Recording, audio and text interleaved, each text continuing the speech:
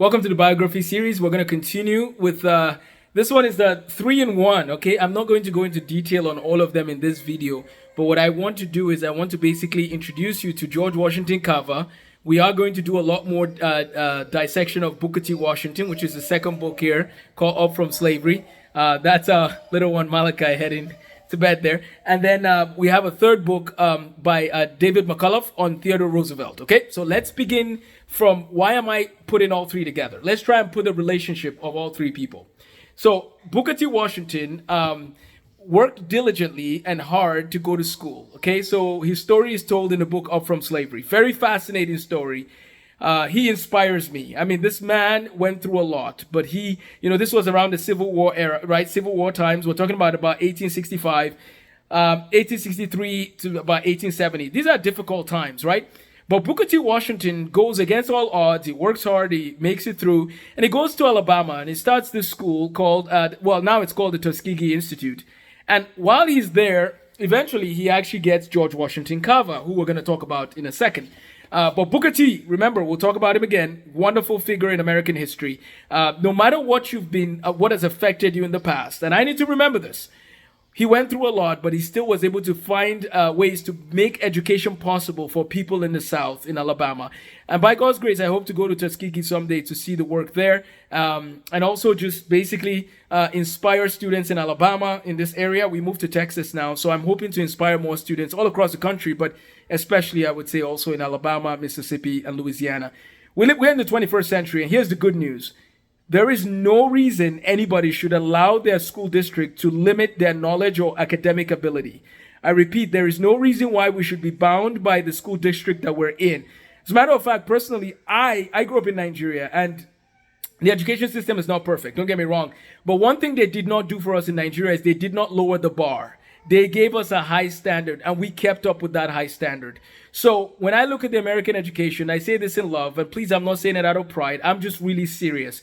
But the American education is a joke. And so never limit yourself by any school. Even if you're in the best public school in America, I'm sorry to tell you, your education is still in question. Because when you're making kids take one chemistry and one physics and one biology class in high school, I'm like, what are you talking about? In Nigeria, we did 3 chemistry classes every year, 2 physics classes every year, a biology class every year, 3 math courses for the advanced math students. I mean, that's the level of work we're doing at a public school where we didn't have running water all the time and constant electricity. And we still were not given an excuse. And we had to work hard, and we did it. So you're telling me that in America we can't raise the bar? I think we can. So please, no matter what state you're in, if you're in Alabama, I really want to encourage you, check out our math tools. If you want to check it out and, you look at a group rate or something, let me know. But I will make it possible for anybody who is willing to get the training they need in mathematics. Okay, so that's Booker T. Washington's part. That was not the goal of this video. But I'm not going to talk as much about Teddy Roosevelt. He went through hardship, but his life is, of course, amazing. He was able to rebound. He lost his wife and his mother on the same day. In 1884, I believe it was, Valentine's Day. But Booker T. Washington actually met Theodore Roosevelt, or at least they had communication, right? Roosevelt was a wonderful president. So now let's go on to the video for today. The actual biography. Okay, enough of the commercial break. George Washington Carver. Now, this book is from a series by Janet and Geoff Bengay, and it's called Heroes of History. They also have the ones called Heroes of the Faith, where they talk about, like, actually, I just saw the William Carey one, and they have different people, Amy Carmichael, people that made an impact, right? But George Washington Carver was a wonderful man. He was born into poverty, difficult situation. He was born in Diamond, Missouri. There's actually a park, a national park in Diamond, Missouri, recognizing George Washington Carver. He was known for his work with peanuts, right? They call him the peanut guy. He did a lot of things in agriculture in terms of just strategies and tools, and he also provided education opportunities for people, talking about different productive ways for agriculture. And Booker T. Washington had him come to Tuskegee Institute. George Washington Carver wasn't married, and so generally people had roommates in their rooms at Tuskegee, but George Washington Carver got his own room because he needed another section of the room for his plants. He loved his plants. Now, what are some amazing lessons we can learn from the biography of George Washington Carver? Number one, again, similar theme from all the 3 people that I'm holding their books here. The adversity should not stop us. We need to be spending time to refine the tools that God has given us. We need to keep working to be the best we can be in the circumstance that we find ourselves in. We need to seek God and ask for his grace and strength no matter what our situation. George Washington Carver did that. He loved Jesus. He loved truth. He loved the Bible. He loved science. He loved learning. And he was very humble. He was very approachable. You know, there was a time when he gave a speech in Congress. This was around the time when people might not have taken him serious just because of his ethnicity, which is sad, but that was just what it was back then.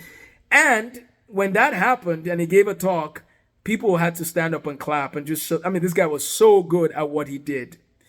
And so George Washington Carver is an inspiration to me. Before coming to America, I learned about him. And after coming to America, whenever I hear his name, it just does something. There's humility. There's seeking excellence. There's just a lot we can learn from George Washington Carver. He made an impact in his day and age. What are we going to do with what we've been given?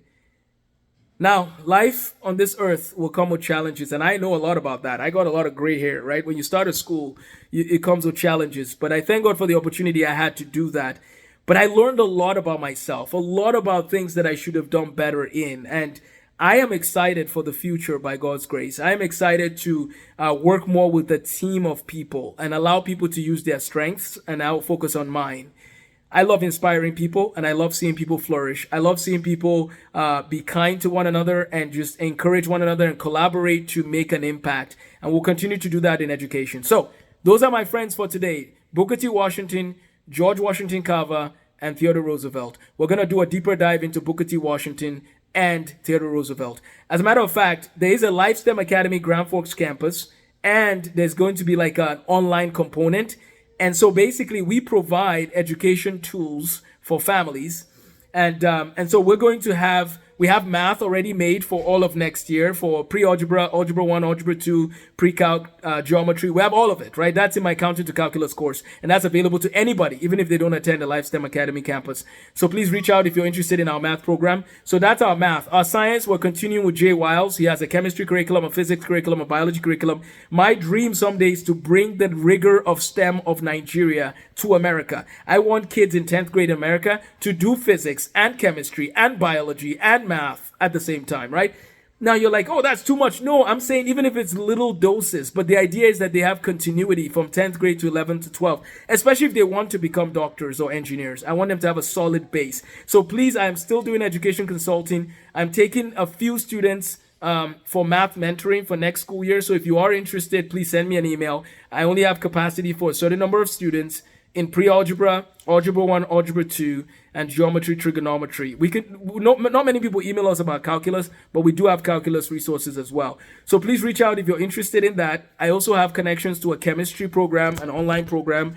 You can email me and I can send you that information as well. So anyways, if you have any education questions or needs, please feel free to reach out. I'll see, which of our partners can help.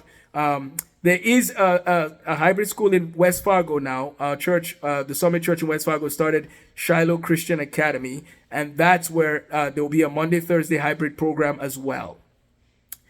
Please feel free to subscribe, like, share, forward this on to others. But that's our biographies for the day. Take care and God bless.